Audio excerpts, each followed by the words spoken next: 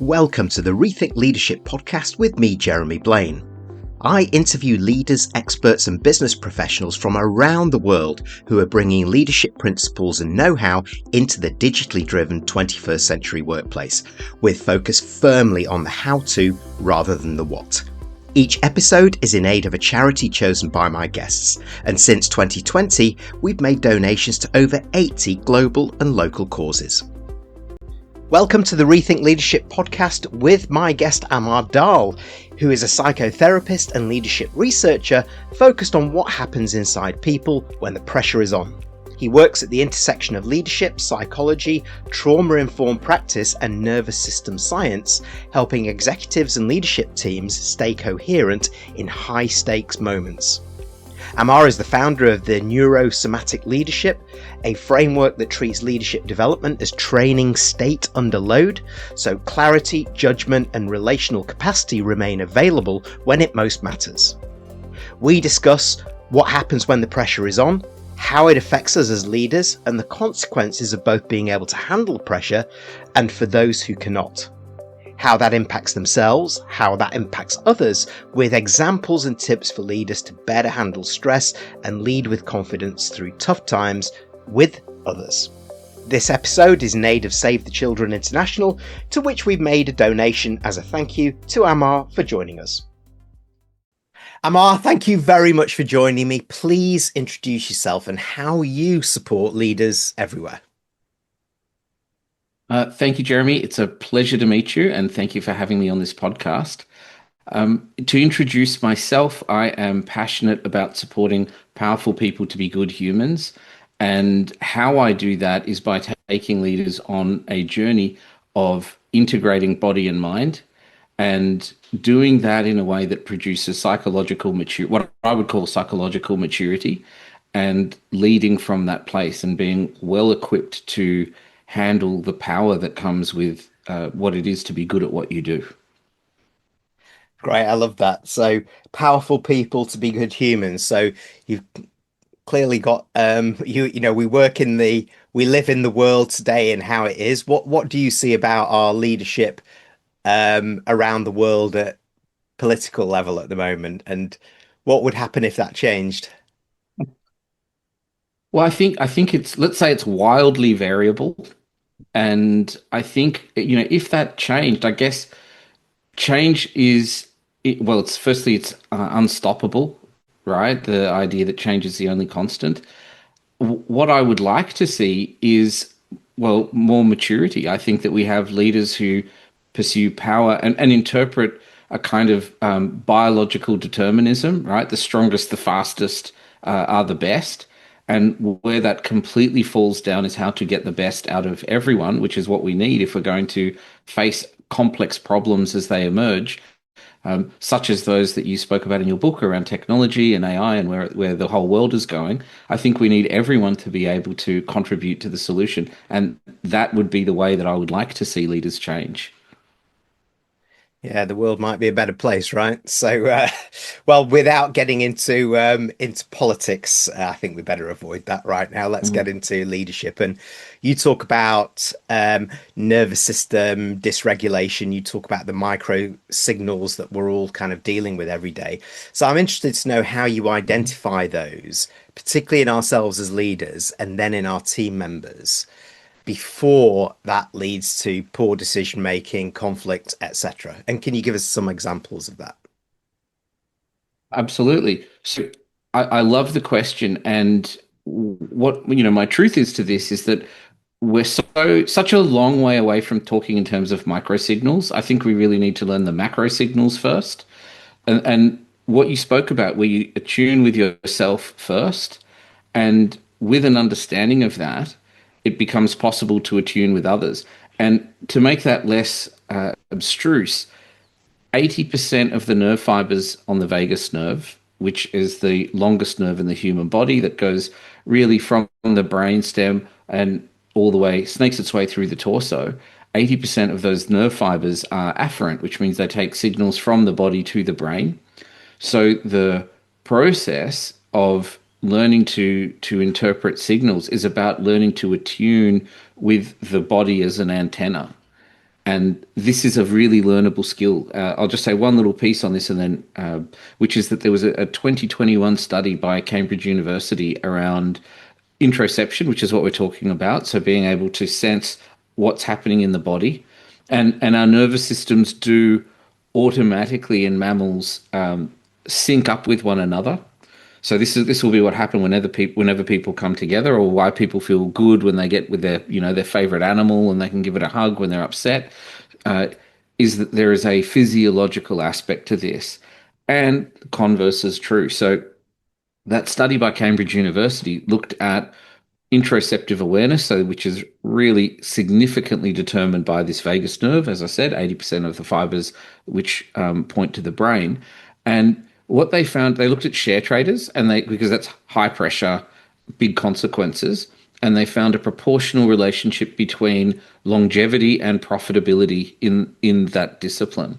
So really learning to how to interpret the signals that your body gives. And there's a vocabulary to this. This is something that should be taught in schools, but sadly isn't. Um, so I would say leaders learning first to interpret those signals with a specific vocabulary, then become really well equipped to understand how that works in other people, and then guide the relational system in a good way. Yeah, I understand that, and some of the terms there I'm not familiar with, although I understand it. I really understand the fact that it's not just psychological, it's physiological because we feel this as much as anything. So maybe let's go a little bit deeper into this. So I find it interesting when so many leaders these days are under constant change, it leads to different pressures, etc. So what actually happens to leaders stroke people who are under pressure, i.e., their perceptions, decision makings, relationships, conflicts, whatever. What happens in real time in those pressured situations? Fantastic. And just to go back to the first thing that you said, which is that we're living in particularly uncertain times now, politically, and the effect this is going. I mean, in Australia, there's a huge conversation around the cost of fuel. And by the time this airs, this may well be resolved and we may know how this looks. But today, as we're having this conversation, this is certainly alive, and businesses everywhere are struggling to work out what this means. So there's that type of pressure, and then there's the ordinary pressure. So when anyone is subject, or when leaders are subject to pressure and the responsibility that they have, which includes the need to potentially be a safe harbor in a storm for their people, they are experiencing stress. That stress is something they may not be able to embody fully. And what happens at a physiological level, firstly, is then a split between who we are and what's going on authentically and the way that we present ourselves. And that's necessary. But in that gap is where traumatic stress lives. So there could be long-term consequences or medium to long-term consequences that emerge from that. And specifically in the short term, what we're talking about is with low levels, there will be activation. It might be energizing when there's stress, and people might hone themselves to a razor's edge with their attention. And if that stress continues to build, then it collapses into binary thinking, right and wrong, my way or the highway. Uh, there can be an emphasis on outcome, and really thinking a lot about outcome regardless of the cost. And as that rolls on, it will then lead to, at that level is where we'll find anxiety, maybe quick temper, uh, or a mercurial nature. And then also with that will come potentially some unhealthy behaviors around how stress is managed, as well as the switching off, the gradual switching off of the social engagement system, which means then they're going to be missing cues in their team. Their relationships everywhere are going to degrade in their quality. And if that still continues to rise, and the kind of self-correcting mechanisms of the nervous system aren't able to cope with the amount of pressure, then we begin to go into overwhelm, collapse, disengagement, chaos, confusion that would come with that way of being. And then we'll get other health consequences that'll emerge. Yeah, I can almost, as you're talking, Amar, I can almost see the graph and the relationship between the amount of pressure and the quality of decisions or activity, depending on how intense that gets. And that leads to an obvious question then, how do the best leaders handle that pressure and have the ability to take a step back, but then come back in a different way? And what's the cost for those leaders and their teams that can't do that?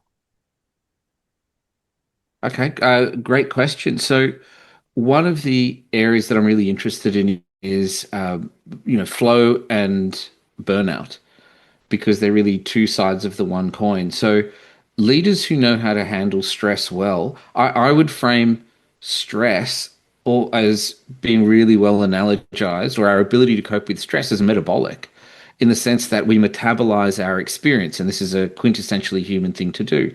Traumatic stress is when we can't metabolize the stress that we have, and that's, you could think of that as indigestion in that same metaphor. So good leaders understand what it is. They what I would call burn their wood. So they have a web of support around them, which may be a good emotionally intelligent coach. I mean, the first domain of emotional intelligence is self-awareness, and then the second is self-management, right? The first of the four domains. So good leaders don't just understand this cognitively. And what I'll also say is the more stress someone has, the more they will tend to over-identify with their thoughts, right? The actual words that are happening in their brain.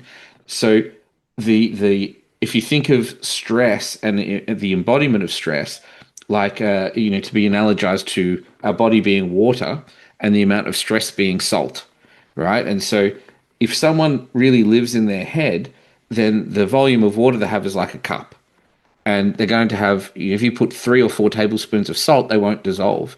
If they have a bucket, you may be making brine with that same amount of salt. And if they've got a swimming pool, it's going to be a very low level of salinity. You may not even taste it. So how this works, or why I use this metaphor, is what happens to the body under stress is people will feel tension in their shoulders. People will begin to become more rigid. That is a mechanical lock that stops emotion from spreading into the larger container of the body.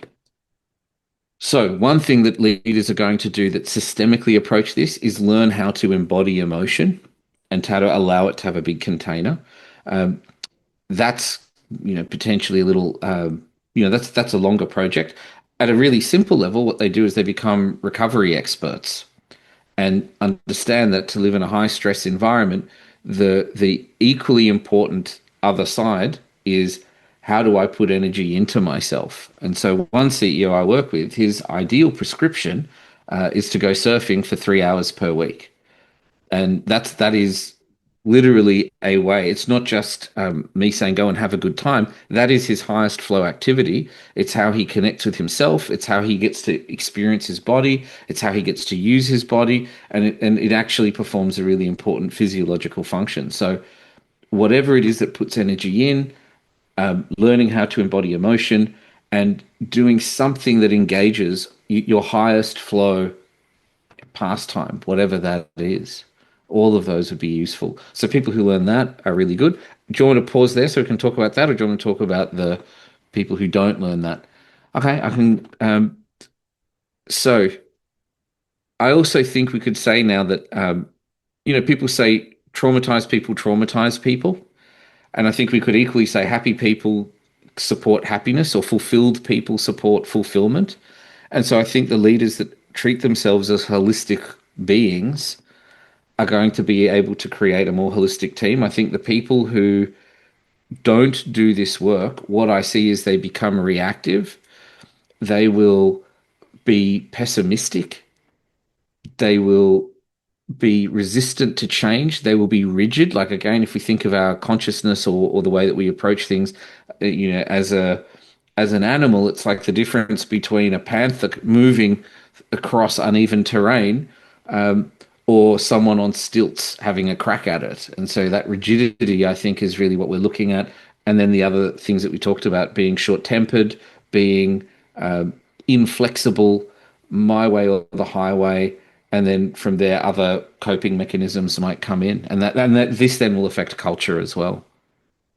Oh yeah, I can understand the knock-on effects of this. I'm sure we've all had leaders like this that we've worked for, but also from the flip side, we've got leaders who are pretty good at this. So they don't succumb to distress, if you like. They use the eustress, the positive side of stress, to Hmm. then understand, and rather than recover from what they've been through, prevent what they think they're going to go through as well, or what might happen in a situation.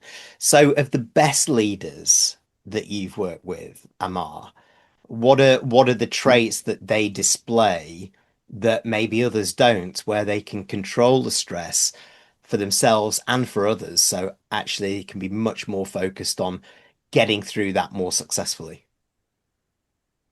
That's a great question.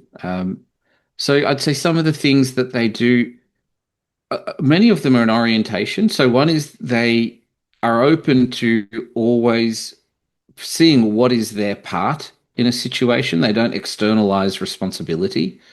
And that creates in itself a really in order to even do that, they have to have a particular relationship with shame. Like it was for some high performers, like really high performers, they may equate not getting the right outcome with personal failure, right? If they can't achieve a KPI, then this is a personal failure. And there's space for holding oneself to a high standard and taking pride in what we do.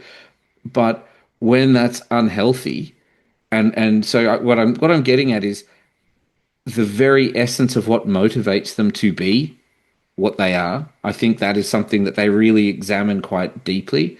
So they don't externalize blame. They are curious about how they can learn from situations. So they've got that growth mindset.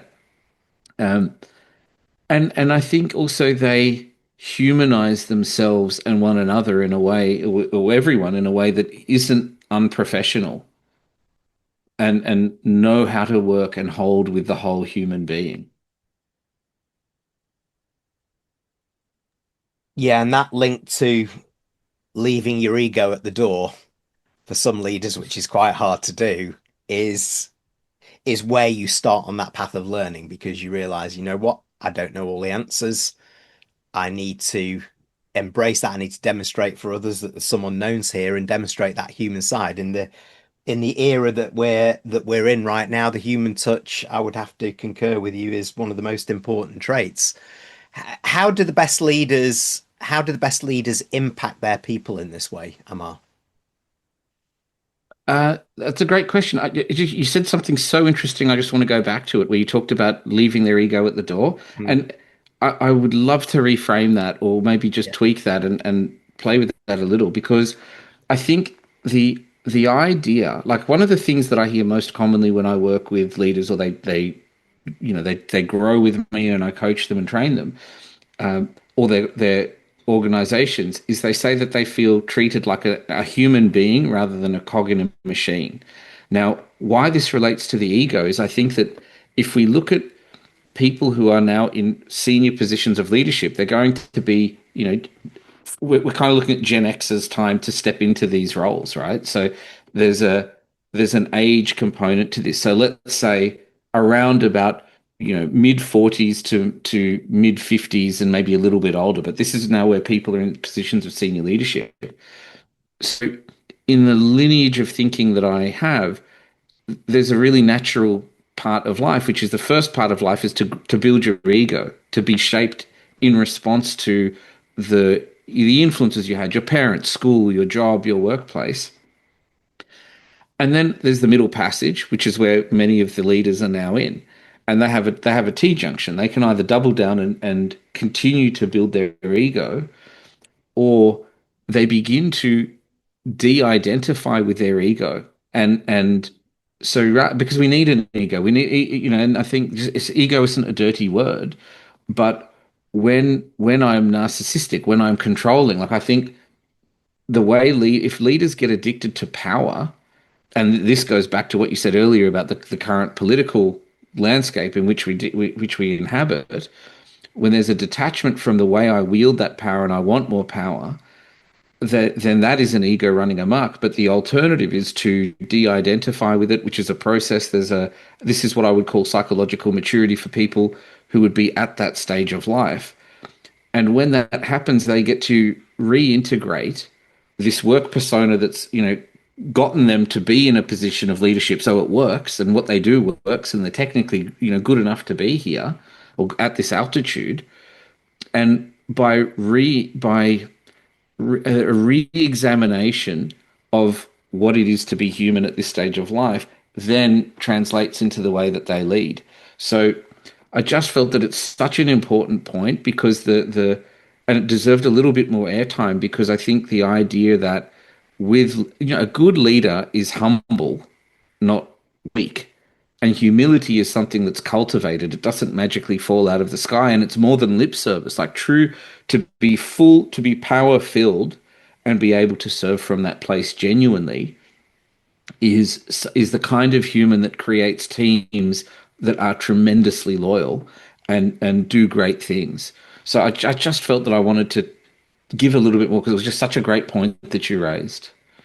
Well, and also you make the point right. We all have those egos, and in my flippant way of talking about it, then it was more that narcissistic, pride-driven ego that still some legacy leaders seem to carry with them and can't let that guard down. They're almost wearing a mask. So you can't get through that to the authentic selves in a time where there's so much change. We need to help each other so much as well. That goes as much as the top as it does right through the organization, and many leaders do need that help. Um, what are some of the Absolutely. best? What are Absolutely. some And of the just on that, Yeah. no, well, I was going to say that authenticity that you put your finger on is precisely how leaders are going to connect with younger generations that are coming through because they've been raised to have a different level of literacy within themselves. And it's a group that I get contacted by that are people in the definitely in the last quarter of their career in leadership and go, I don't know how to manage young people. And it's so this what I try and teach them is it's actually not about learning how to deal with the younger generation. It's about unlearning the things that you thought you needed to be to lead. And that is actually going to magnetize a younger team because that authenticity is much more what they resonate with. Yeah, I couldn't agree more. And in fact, leads really quite nicely to, I'm sure those tuning in and listening to this say, right, I really get this. Either I work for leaders like that, or I'm in danger of turning into, a leader that's a little bit more resistant, or I can build on the progress I've already made. So, based on your research, Amar, your work with leaders everywhere, what would be three small, impactful actions that leaders can take to help themselves and in turn help others? Yep. Okay. I'm going to give you the three, and I'm going to say, uh, as a categorical statement, I don't like to do this generally because there are no shortcuts to quality. Um, and I want to, and so I totally accept your question, and I am going to say some stuff, but I would like to give your listeners the service of saying that there is something to be said for doing something slowly and properly and risking oneself in that enterprise. And that is very much the way that I like to do things with leaders. And so that being said, I would say if there's three little things that I would invite leaders to do, particularly in this time. One of the things that I've found from the research that I've done is that, and this is the other side. Like I spoke about leaders at a physiological level. One thing that leaders can often do now is actually overfunction and start to try and take on more work and pick up the slack and lead from the front. So I would invite leaders not to do that. That would be one of the single biggest things that they could do to not burn out, to not become embittered, to be available and to stay open to their teams. Um, Another thing that I would say is instead of thinking about what you need to do, transition to who you want to be. and take responsibility for that, because I think once people get to a level of leadership, who you are is more important than what you know, right? Not early on in a career, but once you get to a certain point, that is what's going to invite loyalty. It's what's going to invite meaning. It's what's going to create succession and make the world a much nicer place and make your organization a much nicer place to be with. Um, so these are little doesn't mean easy. It just means there's a little adjustment, instead of focusing on what I need to do, who am I as a person? Um, and the third thing that I would say I would invite them to do is to become a recovery expert for themselves and really see what is it that I need to function well. And then the second part, the obligation part of that is then when I view my team and the people for whom I'm responsible through that lens, how might I be able to bring culture and do accountability in a way where we're moving forward? And so we're not sacrificing. This isn't saying be soft on performance. What I'm saying is actually the highest type of performance that will be delivered sustainably will come from me not being burnt out or being embittered, and me really having uh, a sustainable attitude for myself and supporting that in others.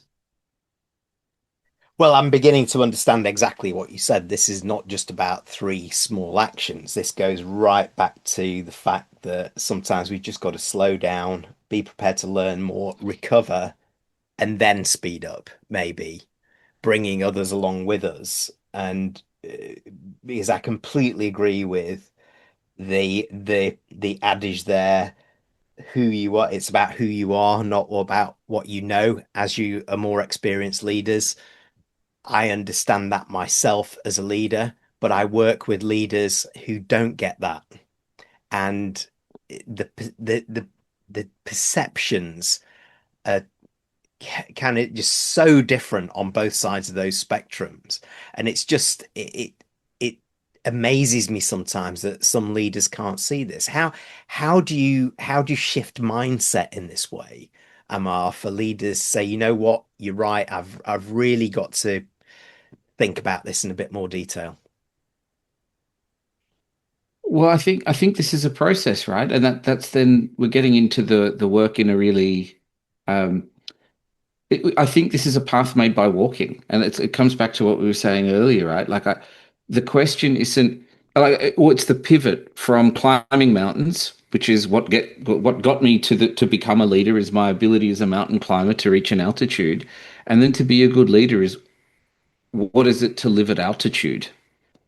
And so it is a fundamental paradigm shift, and I think that one point is why people who are technically brilliant and get promoted into leadership fail in leadership roles is they haven't realized or they weren't trained to make that pivot, right? It's a totally different skill set. I need to think about shelter. I need to think about how I'm going to support other people to climb. I need to build steps and all the things that are required. I need to think about water.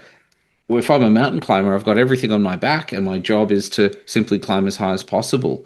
So I would say that it is, how that changes. The other part is the bill will always come due, right? Like there's no point trying to break a wall down with my head. If a leader, if I'm asked to work with a leader and they are rigidly focused and determined in the idea that the problem is their team and they have no part in that, then I would label them as uncoachable, and I would, I can't help them. So I think there has to be the humility and the willingness to see, and this is quantum mechanical principle, the observer effect. If I'm in a system, I have to include myself in the effect that I have, and that necessarily requires me to look at myself.